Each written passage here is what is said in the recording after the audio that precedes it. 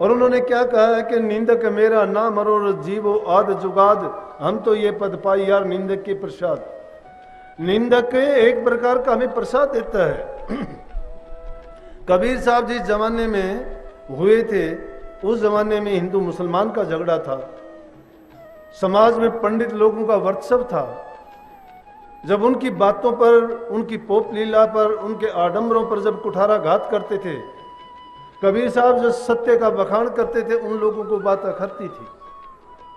और जब उनको बात अखरती थी तो उनके साथ क्या करते थे? वो दुश्मनी करते थे। दुनिया में किसी से लड़ाई झगड़ा बैर वैमनस्य पैदा होता है, ये तब पैदा होता है कि एक इंसान कहता है ऐसा करेंगे, दूसरा कहता है नहीं करेंगे। एक सच्चाई के रास्ते पर चलता है, एक झूठ के रास्ते पर चलता है। ये दोनों के दोनों साथ साथ चल ही नहीं सकते। सच्चाई जहां चलेगी वह झूठ नहीं रहेगी, और जब झूठ खत्म हो जाएगी तो सच्चाई सिर्फ सच्चाई ही रहेगी, वही चलेगी। धर्म और अधर्म का भी यही कारण है, यही मार्ग है। इसीलिए तीसरी बात जो संतों ने कही वो कही कि हमें अपनी गलतियों का पता हमारे निंदकों के द्वारा पता चल। क्यों?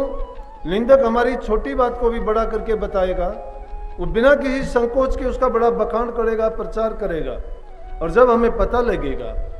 बहुत सुंदर मिसाल है इसके बारे में, और उससे बचने के लिए उपाय क्या है कि जब निंदक लोग हमारी बुराइयों का बखान करते हैं, ये साधकों के लिए बताता हूं, जो साधक लोग हैं, जो सूरज शब्द मार्ग में चल के नाम की कमाई करके अपने जीवन को सफल करना चाहते हैं, जो आध्यात्मिकता के मार्ग में उन्नति प्राप्त करना चाहते हैं, जो जीते जी मुक्त हो जाना चाहते हैं, जो इसी जीवन में मरना सीख जाना चाहते हैं, और जो इस जीव का कल्याण करना चाहते हैं, उनके लिए ये मार्ग है। ये कलाम अहरे खैरों के लिए नहीं है। ये संतों का सत्संग कोई मेला ठेला नहीं होता, ये कोई नाटकबाजी तमाशा नहीं होता, यहाँ कोई ड्रामे नहीं किए जाते, लोगों को बहकाना सत्संग नहीं है। सत्य का बखान करना, सत्य के मार्ग पर चलाना, बुराइयों और आडंबरों से छुटाना सत्संग है।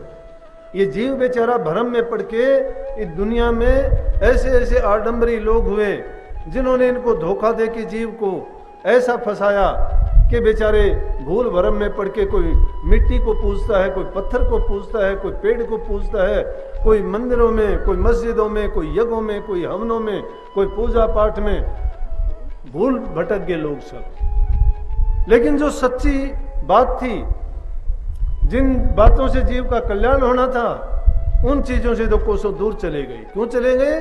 जीव आलसी बनता चला गया। जीव को सुगमता चाहिए, मेहनत नहीं करना चाहता। भक्ति तो त्याग चाहती है, भक्ति तप चाहती है, भक्ति इन मिथ्या चीजों को सबको नकारती है, लेकिन दुनियादारी की चीज इनको अपनाना चाहते हैं। इसलिए निंदक की बातों का बुरा ना मानो, बल्कि निंदक को अपना हितैषी मानो। और जब निंदक तुम्हारी कोई बात कहता है तो उससे सबक लो कि अगर आप में बुराई है तो उस बुराई को निकालो।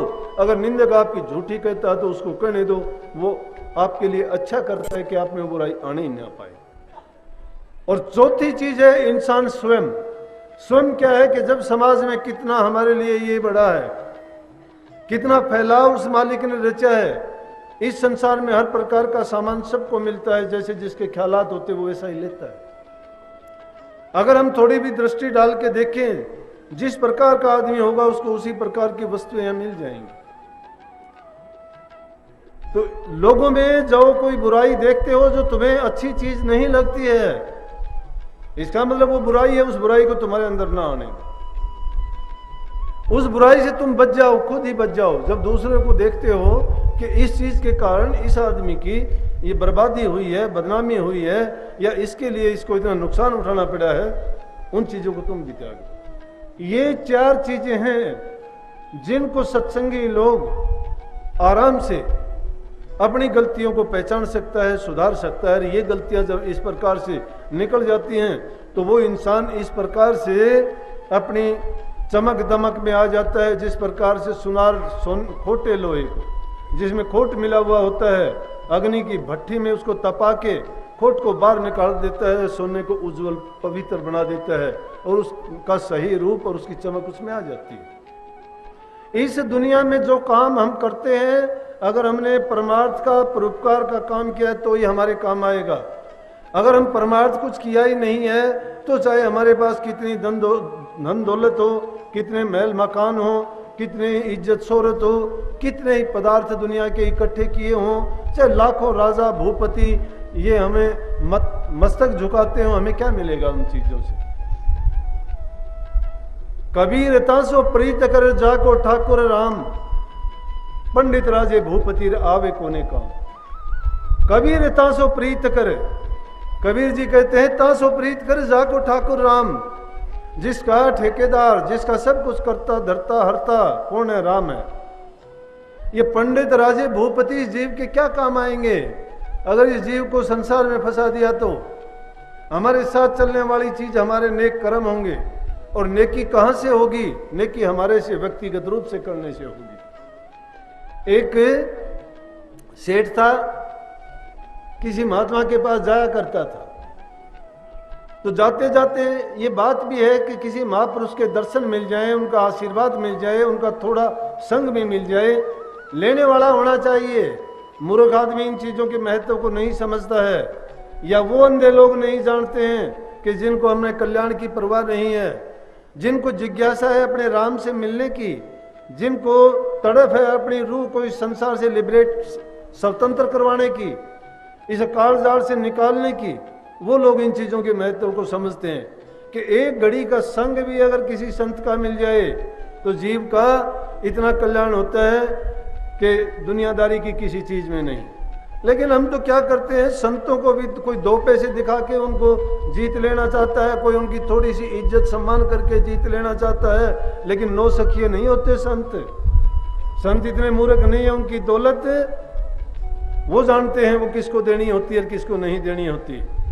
लेने वाले बहुत फिरते हैं, लेकिन वो भी दूर दूर तक रखते हैं। दुनिया सोचती है कि मूर्ख है या इनको इतनी समझ नहीं है, भोले ढोले। अरे भोले ढोले नहीं होते, वो दिखावे में भोले ढोले जरूर होते हैं, लेकिन अंदर में जो चीज होती है, जो इस जीव का कल्याण करते हैं, जो जन्म मरण को जानते हैं, जो जन्म जन्मांतरों के दुखों सुखों को त्रिकालदर्शी हैं, क्या वो मूर्ख हो सकते हैं?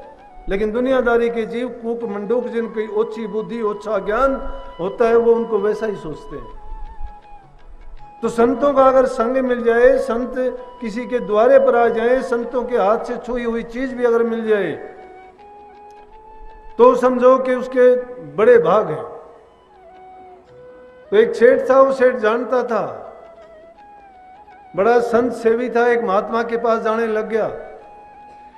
पहले किसी और का शिष्य था, लेकिन जब वो उनसे कहीं दूर चला गया या नहीं मिल पाया तो एक दूसरे महात्मा के पास जाता था। एक दिन महात्मा से प्रार्थना की, क्यों कि हमारे शास्त्रों में भी लिखा है, महापुरुषों ने फरमाया है कि 68 का फल एक है, द्वारे संत जिमाया, कि अगर संत को अपने घर पे एक बार भी तुमने प्रसाद दिला दिया तो 68 तीर्थों का फल मिलता है।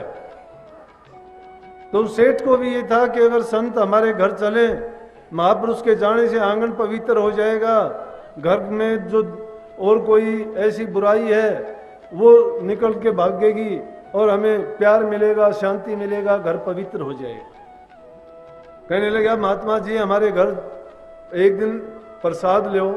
महात्मा ने स्वीकार कर लिया। महात्मा जी गए, घरवाली थी, उसने भोजन तैयार किया। सेठ इधर उधर गया तो बातों बातों में महात्मा ने सेठानी से पूछ लिया कि आपकी संतान कितनी है? कहने लगी, जी 4 लड़के हैं हमारे। बोले बहुत अच्छा। थोड़ी देर के बाद में कहने लगे, कारोबार आपका कैसा है? ये संसारी बात जरूर है ये बातें संसारी हैं, लेकिन जब घर गृहस्थियों के पास जाते हैं तो उनके पास तो यही पूछने की बातें होती हैं। अरे तो क्या गृहस्थी लोग जब संतों के पास जाते हैं वो क्या पूछते हैं? वो भक्ति का नाम नहीं लेते, परमार्थ की बात कभी नहीं पूछते, साधन अभ्यास का नाम का जिक्र तक नहीं करते हो। उनकी भी यही डिमांड होती है। वो कहते हैं या तो मेरा संतान हो जाए, या मुझे नौकरी मिल जाए, या मुझे रोजगार पेशा मिल जाए, मेरे पास धन हो जाए, मेरी बीमारी की निवृत्ति मिल जाए। दुनिया के ही तो पदार्थ मांगते हैं। तो जो जिस चीज को चाहता है उसी चीज में उसी का जवाब भी मिलता है। महात्मा जी उससे पूछने लगे, तो आपके बेटे 4 हैं, कारोबार कैसा है आपका? बोला कि करोड़ों की संपत्ति है, आराम से गुजर बसर करते हैं, सब ठीक ठाक है। चलो उसके बाद थोड़ी देर के बाद में सेठ जी आ गए। खाना खाने के बाद महात्मा को कहने लगे चलो जी आपको आपके स्थान पर छोड़ के आऊं। जब महात्मा को उसके स्थान पर छोड़ने के लिए गया तो रास्ते में कहने लगा भाई सेठ जी संतान कितनी आपकी? बोला जी कि एक लड़का है।